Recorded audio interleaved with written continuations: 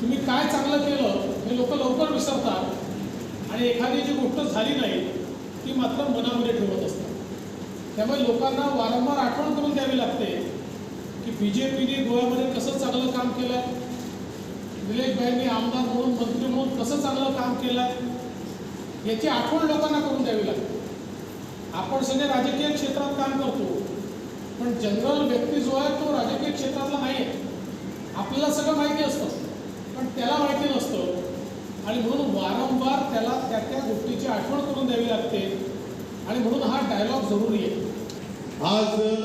निलेश काब्राल जो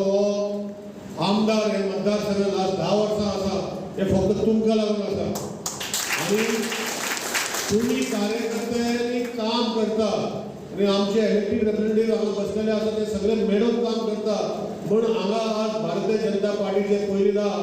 8,792 लीड दिली आणि मागीर परतून 9,098 लीड दिली आणि हे फाटी आमकां 10,000 परस लीड तुम्ही